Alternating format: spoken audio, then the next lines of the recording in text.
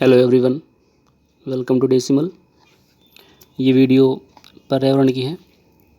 अगर आप UP TET, C TET, super TET इनमें से किसी एग्ज़ाम की तैयारी कर रहे हैं और आपके सिलेबस में एनवायरनमेंट है, वनडे एग्ज़ाम की अगर आप तैयारी कर रहे हैं, आपके सिलेबस में एनवायरनमेंट है, तो वीडियो ये आपको देखनी चाहिए। आज हम लोग दो टॉपिक डिस्कस करेंगे। पहला है IUCN। IUCN का पूरा नाम है international union for conservation of nature, Hindi में अंतर्राष्ट्रीय प्राकृतिक संरक्षण संघ। अंतर्राष्ट्रीय प्राकृतिक या प्रकृति संरक्षण संघ IUCN। नाम याद रखिएगा, हिंदी में भी और इंग्लिश में भी, क्योंकि नाम ही पूछ लेते हैं, IUCN का पूरा नाम पूछ लेंगे। ठीक है। इस्टेब्लिशमेंट इसका हुआ था, स्थापना 1948 में।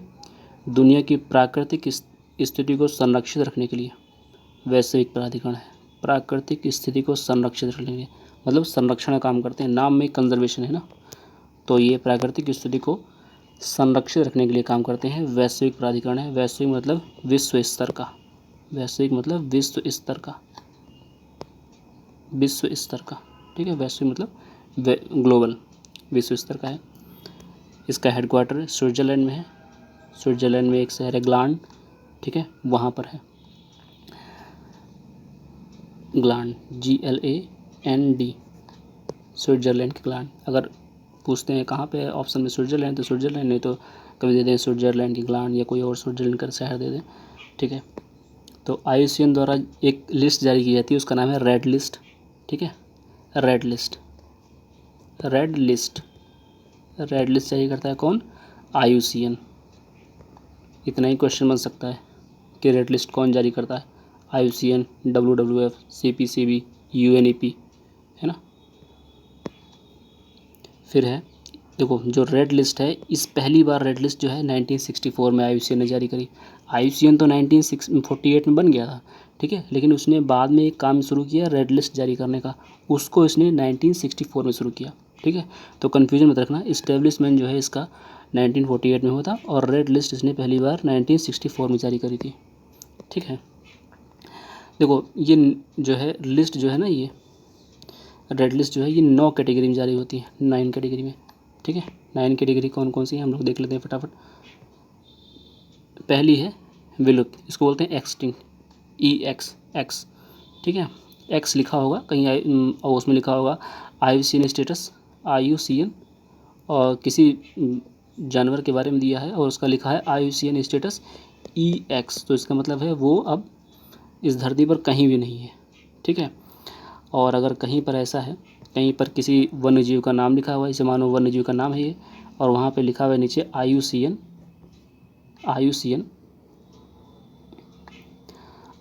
स्टेटस लिखा हुआ है यहाँ पे EW, तो इसको बोलेंगे एक्सटिंक्ट इन वाइल्ड लाइफ, मतलब वन विलुप्त, मतलब जंगल से गायब हो गई है, कहीं पर संरक्षित है चिड़ियाघर वगैरह में, लेकिन अब वनों में नहीं पाई जाती है।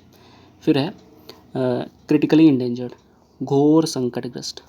ठीक है, घोर संकटग्रस्त, क्रिटिकली इंडेंजर्ड, मतलब ऐसे लिखा होगा IUCN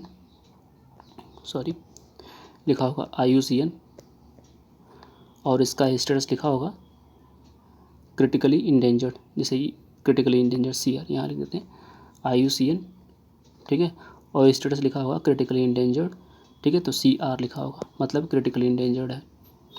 फिर नेक्स्ट है संकटग्रस्त, इंडेंजर्ड होता है, असुरक्षित मतलब वल्नरेबल होता है, इसी तरह लिखा होगा IUCN स्टेटस ENVU। फिर है संकट निकट, मतलब नियर थ्रेटेंड, मतलब कि अब इसको खतरा है, नियर थ्रेटेंड, खतरे के निकट आ चुका है। ठीक है, फिर अगला है संकट मुक्त, मतलब इसको कोई संकट नहीं है, कोई ऐसा जानवर है जिसको कोई संकट नहीं है, IUCN की इस वाली लिस्ट में डाल देते हैं कि बढ़िया इसकी जनसंख्या है, कोई दिक्कत नहीं है, काफ़ी लंबा चलेगा। ठीक है, आंकड़ों का अभाव, कुछ ऐसे होते हैं, इतने ज़्यादा जानवर होते हैं कि उनका आंकड़े ही नहीं निकाल सकते आप, बहुत ज़्यादा संख्या में होते हैं। ठीक है, और कुछ ऐसे होते हैं जिनका अभी तक इन्होंने कोई इवैल्यूएशन ही नहीं किया, आकलन ही नहीं किया, उसे बोलते हैं अनाकलित, नॉट इवैल्यूएटेड, NE।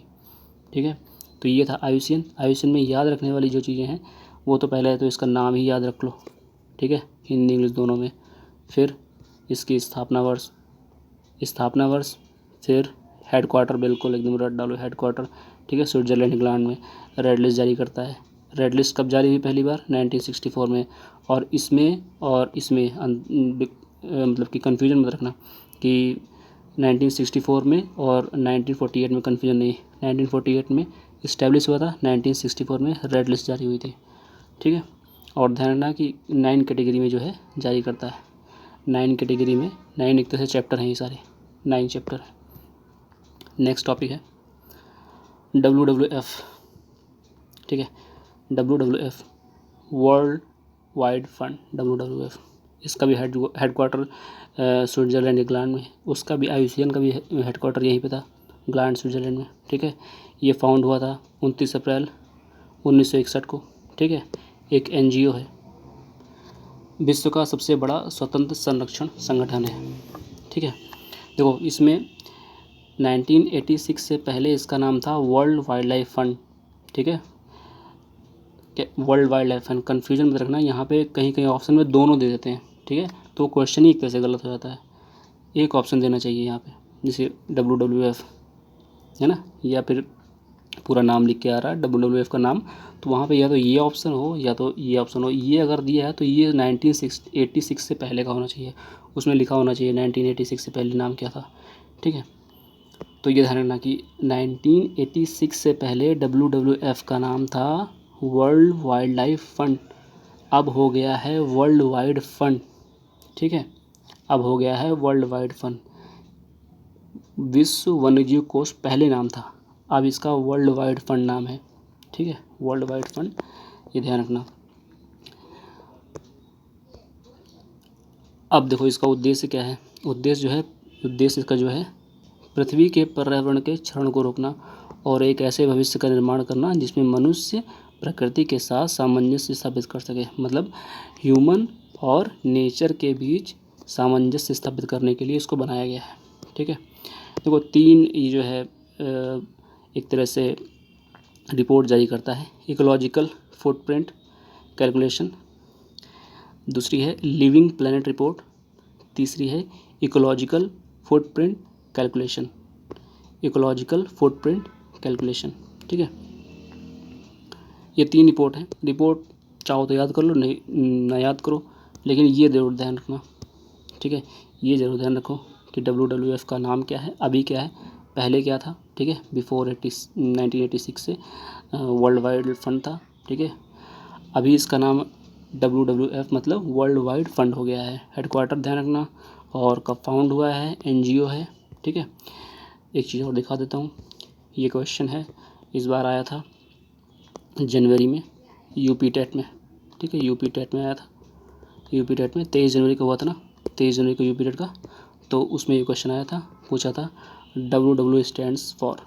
अगर आप इसका कोई आंसर जानते हैं तो नीचे कमेंट में लिख दीजिए।